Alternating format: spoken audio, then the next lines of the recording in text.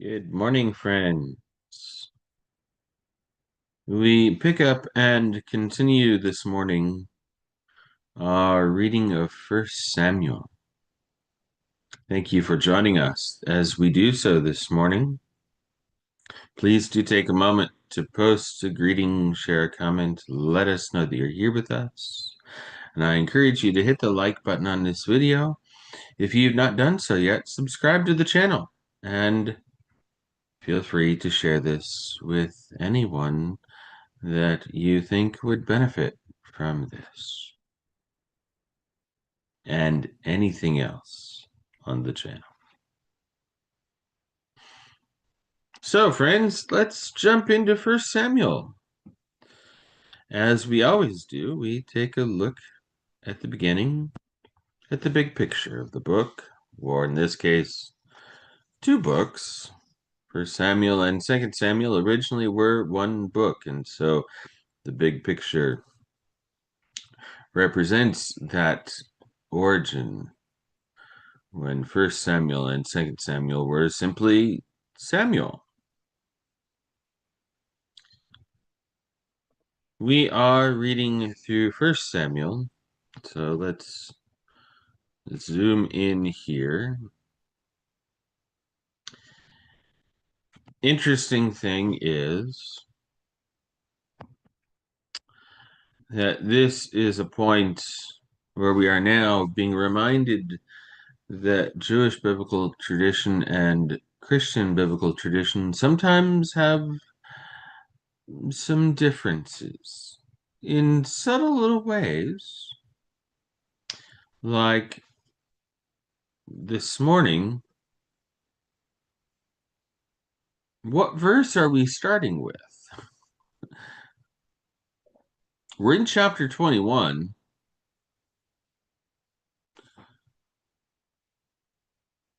From a Jewish biblical perspective, we are starting at verse 8. Oh, but that's verse 7 in Christian biblical verse numbering. So, an interesting little thing to keep note of. I will be reading from the left-hand column, which is the complete Jewish Bible, a Jewish Bible. And in the right hand, we see a Christian Bible, the New Revised Standard Version Updated Edition, which I will use primarily to also bring into our Christian familiarity certain language for persons, places, and things that is distinctly different in Jewish biblical language from what we are accustomed to. So before we jump in, back over here, chapter 21.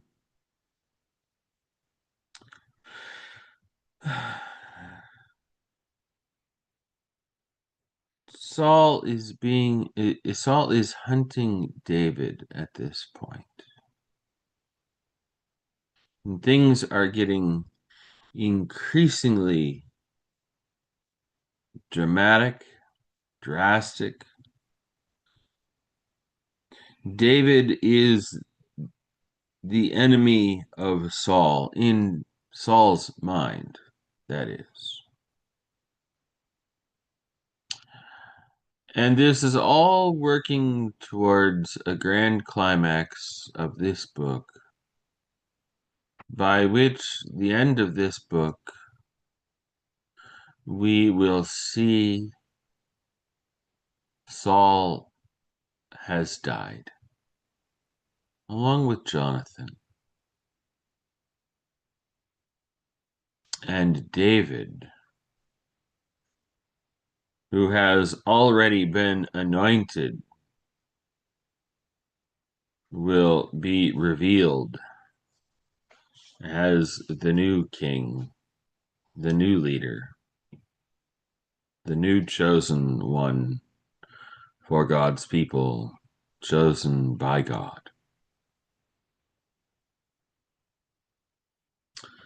Well, friends, Let's read.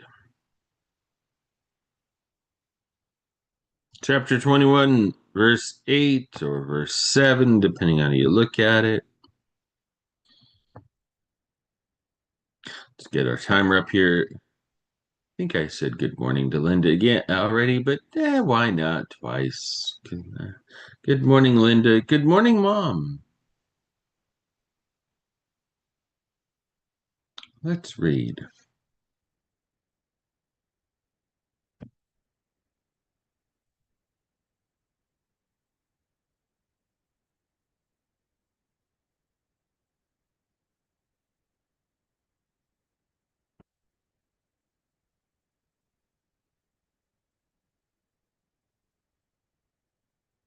Yeah, so David at this point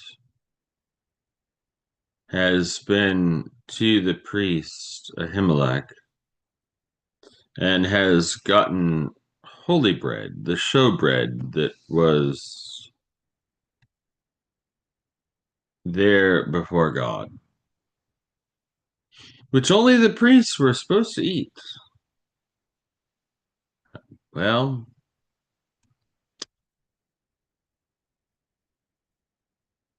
there is some leeway there. All right, friends, let's read. Good morning, Audrey.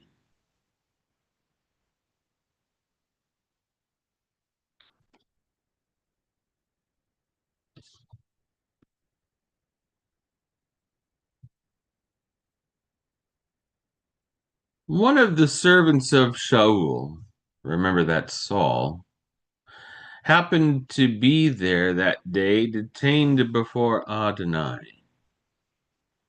His name was Doeg the Edomite, the head of Shaul's shepherds.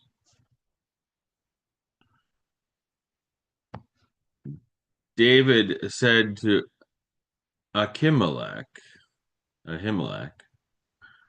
perhaps you have here with you a spear or a sword. I brought neither my sword nor my other weapons because the king's mission was urgent. The Kohen, the priest, said, the sword of Goliath, the Plishti, Goliath the Philistine, you killed in the Elah Valley, is over there behind the ritual vest, the ephod, wrapped in a cloth. If you want it, take it. It's the only one here. David said, there's nothing like it. Give it to me. The same day, David took flight from Shaul and went to Achish, king of Gath, one of the Philistine cities. The servants of Achish said to him, isn't this David, king of the land? Weren't they dancing and singing to each other? Shaul has killed his thousands, but David is tens of thousands. These remarks were not lost on David, and he became very much afraid of Achish, king of Gath. So as they were watching, he changed his behavior and acted like a madman when they had hold of him, scratching marks on the doors of the city gate and drooling down his beard.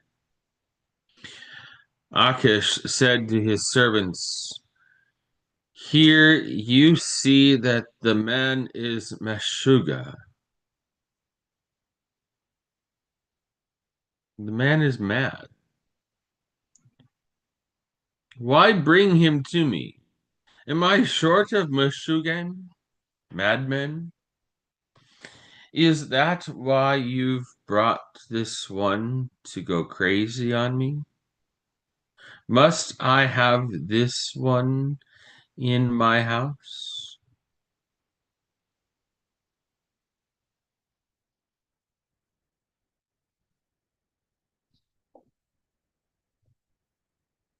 That brings us to chapter 22, and I'm just taking a look. We're back to the verse numbers matching.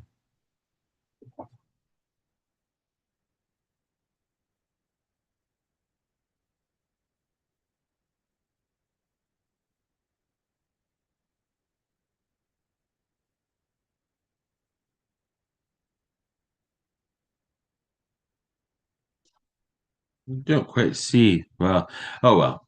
Let's keep reading. Chapter 22. David left there and took refuge in the cave of Adullam. When his brothers and the rest of his father's family heard of it, they went down to see him there. Then all the people in distress, in debt or embittered, began gathering around him, and he became their leader. There were about 400 with him. David went from there to Mizpah of Moab, and said to the king of Moab, "Please let my father and mother come and stay with you until I know what God will do for me." He presented them to the king of Moab, and they lived with him as long as David remained in his stronghold. But the prophet Gad said to David, "Don't stay in the stronghold. Leave and go to the land of Judah. So David left and went to the forest of Hereth. Shaul heard that David and the men with him had been located. Saul was sitting in Gibeah, under the tamarisk tree on the hill, with his spear in his hand, and all his servants standing around him. Shaul said to his servants standing around him, "Listen, you men of Benjamin, the Benjaminites.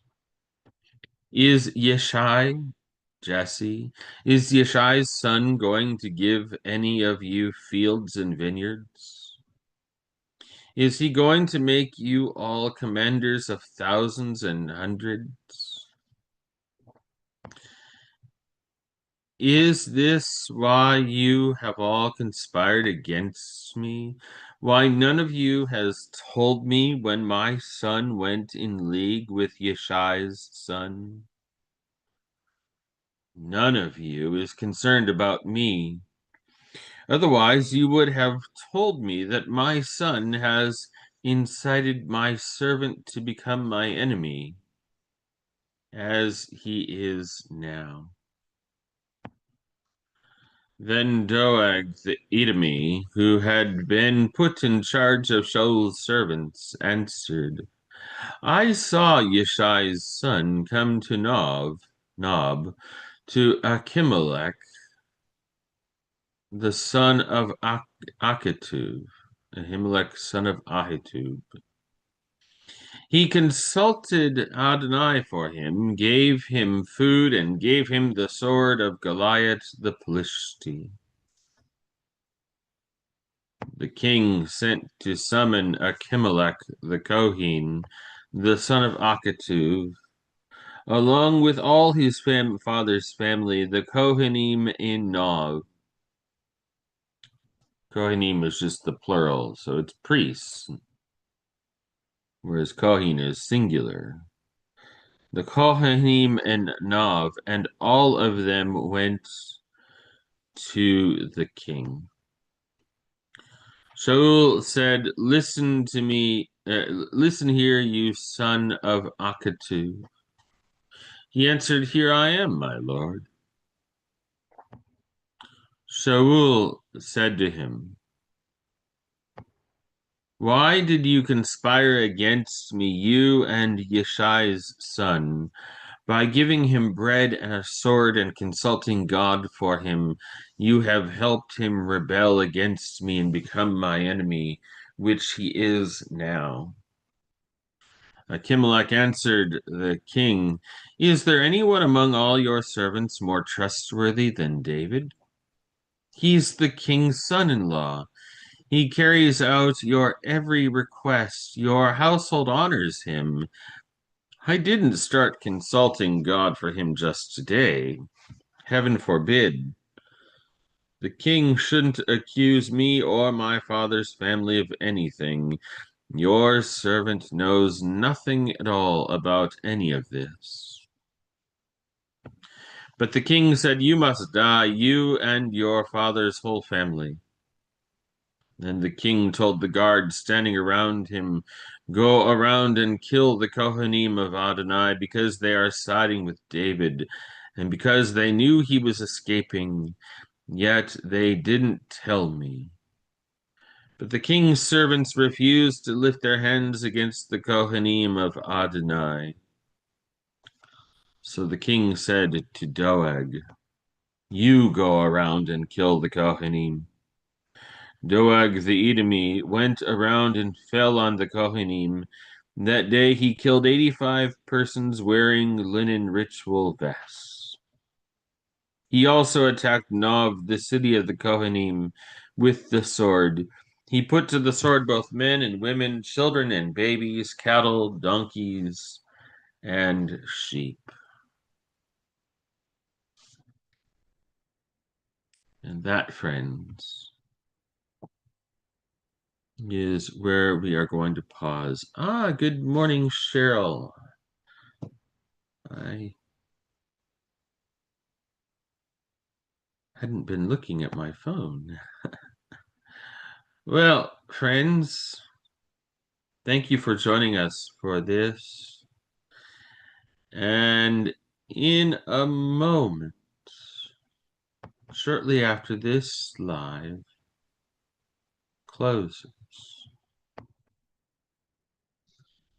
keep in mind that there will be another live, and at that live, we will pray and do morning prayers. All right. Chapter 22.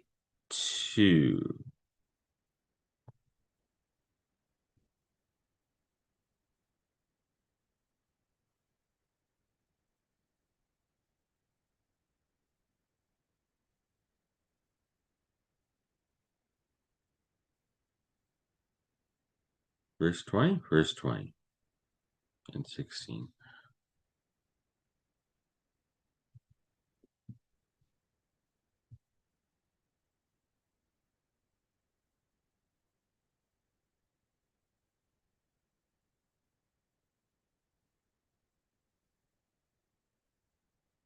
All right. So in a few moments, friends, morning prayers in another live.